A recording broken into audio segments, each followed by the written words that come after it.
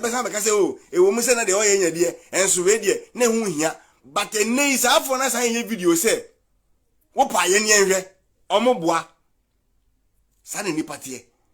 wo pa ye o wontimi nye obetima yankare wontimi nye omoboa ye pushiu say de be ya obaye na sa afọ na san aba back abeka kire wo say wa nyade minia hopsi daddy Fred me say o life untinya de abate but after we no obi send me video ni ma no hopsi andoye de wo de ko no udo we be ko court wa fa ne ko wo me deport to Jonas nka we ke boko go biente kasase me am ko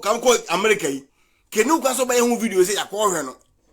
as a leader like you will be credibility very high our security aduma pen winim how I timi underground checking how come say mabo pompo some baby bisa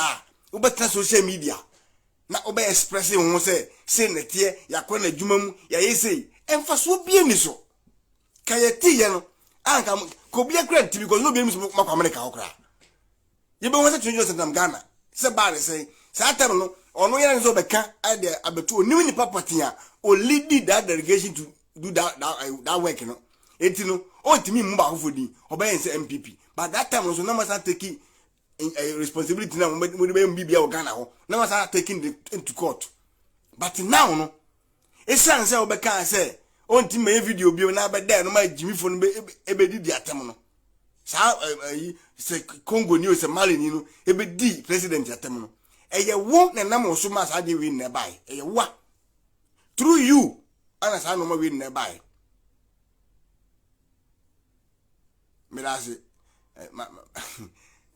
am ti dana na actual o si follow me na me bibia o si follow yenzen fenzen follow we MPP yi follow political zone page no we be information bibia o to de me ma na me de na ma beto no so enti kawen social media fa so be na wo so hosting ugu hu ani mu ase me ka kire wonne me MPP in na MPP for na o kill MPP party no na de wo be keken wo be da no a we ma sa kwasempa ni boy be die kufu ado ne na busuafo atem ebe na sa Jimmy wetin be the whole Ghana president warning through you and Daddy Fred yes me bremu e ye wonder the Fred and the mass ade win nearby after that no boy na some obontin o challenge na betu no wasan be dia more than before afi wasan na mo won tetwere say ai enne wasan oma na the Fred wasan ko friend the same ni pan bi mo say ai ana the passport number metin na tuja and so what Daddy Fred and so what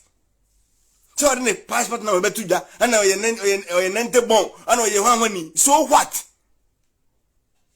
and so what emfa so be na wo so boy no why na bin say age say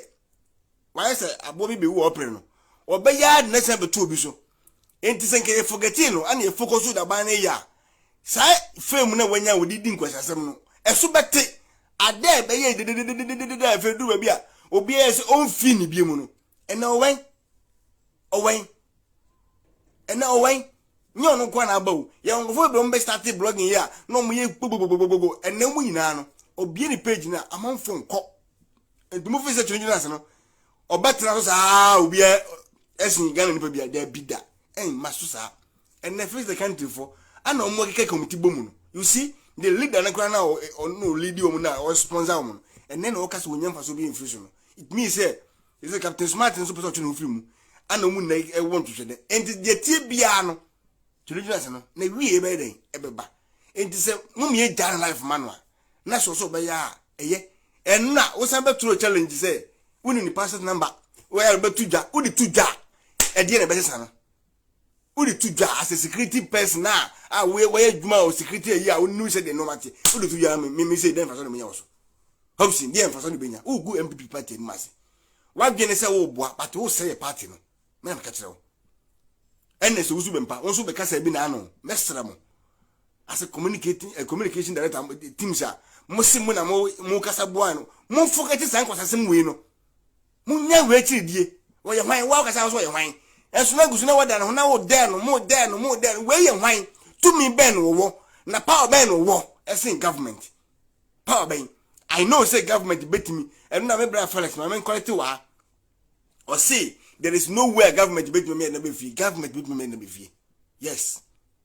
Me who be that? Government bet me about I'm ready events. E wo me say through government ana na person bam through government you know ana we onya visa e dey call for DJ switch you know. E wo me say no wonye visa ni wu a woni aban visa ayinum bium. But trust me, why is a citizen of Ghana no government bet me hold no easy 1 seconds. I could for na nyina so be say no na government e bet me to Jonas say onye citizen of America no na oye Ghanaian no nko ano bra wo awunim ye wo we say minisia aban bet me ball letters is ya da ba actual statement bi afa boy no ho a ye den be fie wechina inteno e hon de na me no nche dey agree but all the same no law no de wo chire ma meti ase ba ni fie ba ne de after law na wo boss ni na no ye betimi de na kofie I know say owusu bempa no ni sa hopes no betimi aye bibi say de omo ka no yes o betimi aye embassy no won betimi ma abolete afa kwam su bebre e de say on videos bi o betimi am ye de na kofie no doubt there is no doubt so o mutu fa ne kofie o betimi na kofie me ameti hey minya nko minya change me nationality say me still am Ghana ni no Ghana ban betimi actual letter aba Italian government ho akan bibia fa modern pictures na di na aba me da dem be fa me see me hu bi da ne bi nso ato obi me hu da e was Sweden trust me ne betimi adwuma ti obi a we government business no e deal a yeah very careful very careful forget about laws na wo kan forget about that. Upon all laws they can fight against you. They can fight against you easily. Easy. Because when I also hear power said then. Power said then. Sabine a bon letters is here at the back. American migration is here. 3 hours, 1 hour print. And 2 don't train. I bind bet my way. House in bet my way. Underground with that I'll be in you be so nam Ghana so how say na mo be gum honi mase mo be ye wo san be di akuforo tin be bia o meka bi mo na mbeta social media ne owusu bempa mo be gum honi mase be kasa be yo bo ya ana wo mo ntin se mutumi nya na hwe ama be di obi a o meka bi atem for nothing ene say nipa no wasan ba bi mu say wo passport number ana we 80 bon and I mean maybe of 2 years, meaning flight your fire, winning so what? And so what? Flight your fire, and then you so about to move, so double, and so you. Now yet, then. Over carry, na ya cassa, and ya radio, the neck, there be. That is Fred. Oh, kill it, one cassa pigeon. Was I carry, you know? By next 1 week time, say when to me and the Okana. And now 1 month time na wo be say mo tebe ka say na busuafo akohosin ho abepa che unti se meja manaka you see how oh yeah na isa ko say the amount for kana atora amount for di no say no abi na so afi aside do because also be viewers inti no wo dey omo pay viewers and assassin please tell the Fred stop mesro e mafutu amede ma upa fa on fa koso na de obeye na later me video mu fanto ube kame maka se me catch and wenti me di mu si a osu bempa any hopsin